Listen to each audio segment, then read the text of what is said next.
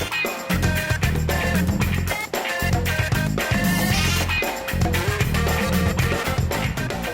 everybody, and welcome to Talking Cars with Consumer Reports. I'm Tom Muchler. I'm Gabe Shanhar. And I'm Jake Fisher. We've got a couple new cars in the Consumer Reports garage, new additions to the test fleet. The one behind us? One of them is parked behind us, the Kia Sportage.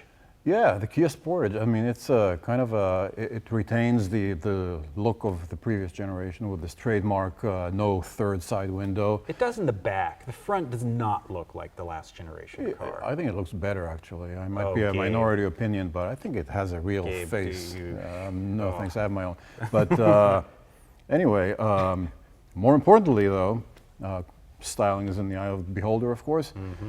But in terms of powertrain, we, on the heels of testing the Hyundai Tucson, which is a sister vehicle of the Sportage. Right, same platform. Right. We weren't all that enthusiastic about either one of the powertrains. The 2-liter with the regular transmission was a little slow, and the 1.6 turbo was nice, but the transmission, the automated manual, wasn't all that great at low speeds. And here, you have a regular, normally aspirated 2.4-liter normal transmission, and it feels, oh my God, it feels so normal. Right. It kind of plays into, you've talked about this before, is the trend of comparing how Hyundai develops cars and then Kia develops them later.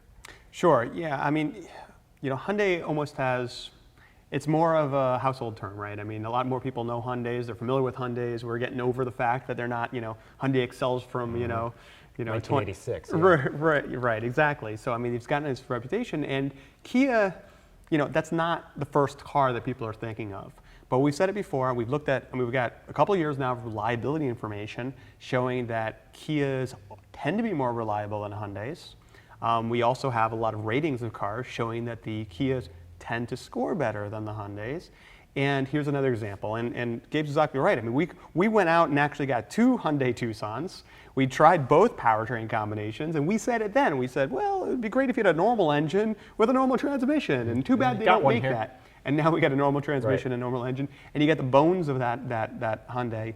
And it's a pretty nice package. I mean, it's interesting the way it looks. I mean, I actually agree with you. I like the way it looks. I'm so happy. I'm happy to have a small SUV that looks different. I mean, there's so many. I mean, small SUVs. I mean, that's where the market is, right? I mean, that is the new family sedan. There's so many entries here, and finally, you're in something that looks a little bit different, and that's kind of cool. I don't think ugly is good, though. I mean, ugly is different, and ugly is not good. I mean, look, I really like this car. I drove this the other night. You know, I actually like it to the Tucson. It has a bit more of an edge to it. You know, the interior, the seats are a bit firmer. There's a little bit more, a touch more heft to the steering. You know, there's a little subtleties. There's a couple subtleties that make me prefer this. I mean, other than the drivetrain, which is a big difference. Right. But man, the way I couldn't get over how this looks. I actually love the fact that you've tuned into Consumer Reports. We're talking about a small Kia SUV. We're talking about styling the entire time. I mean, what has this come to? Actually, but what it's come to is what a lot of people buy cars based on, is what they look like. Sure. I mean, just to put the things more in perspective, I mean, we tested the Kia Optima recently. And before that, we tested the Kia Sorento. I mean, Kias are becoming really completely legitimate competitors that are total challengers to the establishment, to the Hondas and Toyotas and what have you. Right. I mean, there are some big improvements in this Sportage. Just like the Tucson improved over its last generation, there's some big improvements here. The old one was horrible in the IIHS small overlap test. This one, it's come such a long way. Yeah. I mean, you know, a couple generations ago, I mean, they just were really lousy vehicles, the Sportage. And it's and you're right. You look at the Hyundai Santa Fe, right? And as people buy the Hyundai Santa Fe, it's almost like they're like on the inside, right? I mean, they figured out something that everyone who buys their Honda Pilots and their Toyota Highlanders haven't figured out, right? It's like, there's another thing on the side here that's actually really good and a good value. And this is kind of like, you know, the next step. It's like, you know, not a lot of people, it doesn't come to mind Kia, but they're making, the Sorento, I mean, they're making some really nice cars, and they're surprising the light here. You know, I mean, it's like it's not just they're just following the mold. I mean, you get in here, there's like, oh, that's kind of a neat feature that you get in the car and the wheels are turned, and it reminds you that hey, your wheels are turned. You know, when you hit the gas, wipers are on this at this level. You know, yes. There's a lot of like really kind of neat features that and sure you're used to it if you get a luxury vehicle, but you don't expect that in a small SUV that's a value small SUV. Right, and I mean, also going back to the Optima, I drove it the other day, we did a video on it. I'll drive that Optima any day. Yeah, I it's am more than happy to take that car. There's a lot of cars in the fleet I'm kind of done with. I really enjoy that car. Yeah, and it looks good too. Same with the Sorento. Back to style. No, actually, well, that's kind of an interesting point. This seems discordant to me. It seems like it doesn't follow into the Optima and the Sorento. The Optima and Sorento, to me, are both understated elegance. This is just kind of goofy. Yeah, I think to it me, gives it's it a little bit more of a youthful character. All right, sure. Yeah. Let's talk about a brand that has not been associated I'd with... buy this car for my kids. Well, that's nice of you. Yeah. That's good. I'd buy the Mazda Cx-5, so then maybe I would get to drive it sometimes myself. So, when you have to fuel it up. Yeah, which is how it would work if I had kids. Let's talk about a brand that doesn't have a whole lot of youthful appeal. What that might be. Yeah, this is a horrible segue, but I'm insistent on making it work. Jaguar. Okay. We have a Jaguar XF in Sure, the you're fleet. pronouncing it right. Jaguar. There you go. Mm-hmm. Yeah, more syllables, better. Jaguar was bought by Tata in 2008, and we're starting to see the mainstream products that were developed completely under Tata money. Yeah, so I mean, this is a big change, and it's actually very analogous to what's going on with Volvo right now, right? So Volvo was soldiering on, and suddenly it got bought by Chinese ownership, and suddenly people are writing checks to them, right? I mean, it wasn't like, oh, what can we produce for this cost? It's like, okay, what can we do? So the XC90 got really, completely new.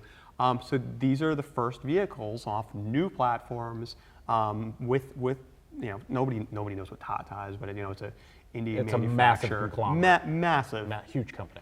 But I mean, now they have the funds to do these cars right, and we have a first chance to take a look at these vehicles. And I think, looking at the XF, I mean, it's not as big of a departure as what we've seen with Volvo. I mean, the XC90, everything is like, wow, totally, totally new. It's more of a, they've gone less, but I still think it's an impressive vehicle. So driving the XF, I mean, it rides nicely, it handles nicely, it's nicely finished inside. I mean, in terms of chassis development, Jaguar has been doing an awesome job. I mean, both the XE and the XF, I mean, these cars are lightweight, they feel light on their feet, they're very nimble, and yet they also ride in a very kind of supple and respectable way. Right. And I mean, going back to the corporate picture there, I mean, no one's going to consider Jaguar as an Indian car, but with Tata, I mean, all of a sudden, Jaguar, here, you need all-wheel drive, here's the money. You need smaller, supercharged engines, here's the money. Right, exactly. So anything you need for development to make the cars competitive, here's the money. Well, the same thing happened. Which wasn't the case with Ford. Right, the same thing happened to Volvo, and we have to say, a lot of people watching this will know this, but some won't. Both Jaguar and Volvo were owned by Ford, and they were both cast away, and they both went off to have other suitors. And now we're sort of seeing what those big infusions of money. I mean, Geely put big money in Volvo. Sure. Billions and billions of dollars into Volvo. Yeah, I mean, what's interesting about Volvo is just everything is new in that XC90, right? I mean, everything top down. And, maybe they needed to do more. I mean, I think the chassis development of Volvo really needed some help. Maybe Jaguar, Jaguar's pretty nice driving vehicles to start with. So it's almost more of an incremental move with Jaguar, and just look at the line out. I mean, basically they have a new chassis. It's going to be what the E, the F, the F Pace, the SUV. So I mean, there's 3 new vehicles off of this new chassis, and it seems like a very highly developed chassis. They still need some work. I mean, the infotainment is still, you hit the button and you wait, but that's coming. Yeah. There's a new infotainment system. We'll have to see if it's more responsive and a little more modern, but they're getting there. And I think, one big concern, of course, with Jaguar is going to be reliability. Right. So part of me is kind of happy that they didn't go and just flip the switch like Volvo did and put everything brand new and just a huge departure from the past. Right. Yeah, but some things are right for Jaguar, some things are right for Volvo. Jaguar has a lineage, has a history, it has a tradition that it has to maintain. History of races and being a true sports sedan. British Racing Green. Yeah. Right. Of course, we got the British Racing Green. I'm very happy we did. That's, I'm very happy about that. The thing is I've said this before. I adore Jaguars. I really have. The last couple Jaguars we've tested over the years I've been here. The Jaguar XK from the late 2000s was one of my favorite cars I've ever tested here. That's a nice car. I love that car. This car just, it leaves me cold. Clinically, everything's right. You're right. It's a great chassis. It's more accommodating than the old XF used to be, slightly. I know what you're saying. But exactly. there's something, there's just some visceral feeling here that's not there. And I think part of the problem also is that you've got other companies now that are outdoing Jaguar. Audi Sure. is a better Jaguar than Jaguar. An A7, I'd take an A7 any day of the week. Well, you can, maybe Mercedes, I would say. I mean, Audi is, and to me, Audi is still a front-wheel drive based car, whereas Jaguar is a real thoroughbred, rear-wheel drive based car that can be considered a real sports sedan. But I know what you're saying in terms of interior. The Jaguar is not exciting. In terms of the infotainment, it's behind the times. So there are some real letdowns with the car. Yeah, I mean, it's true. I mean, actually, the night before I drove that, I drove our GLC, a Mercedes-Benz SUV, and that steers really nice, and that's quiet, and that rides nice, and it's an SUV. But I mean, to just do that, you almost need it's a C-Class. Right. C-Class SUV. Yeah, it's a C-Class SUV, right? And going back to the C-Class, which is a phenomenally, done car, and as Like an Jaguars interior, traditionally, it's very unreliable. True. But I mean, the interior of the C-Class, you get in there, and it's like, whoa, this is just gorgeous. It's more opulent. It's arguably more opulent than our XF. Yeah, I think that's true.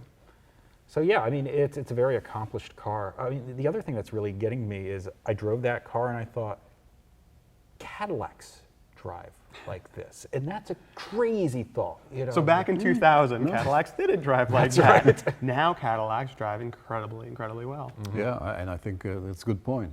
Both Jaguar and Cadillac are the lightweight and the ones that put the sport back in sports sedan, whereas BMW, Mercedes kind of like moved away and became like, put the emphasis more on high tech and refinement and such. I think Mercedes is getting back quicker than BMW is. I would assume BMW will try to come back to it, but then again, BMW is selling lots of cars, so maybe they'll just be happy with where they're going. That's going to wrap it up for this episode of Talking Cars. As always, we thank you for listening. We'll see you next time.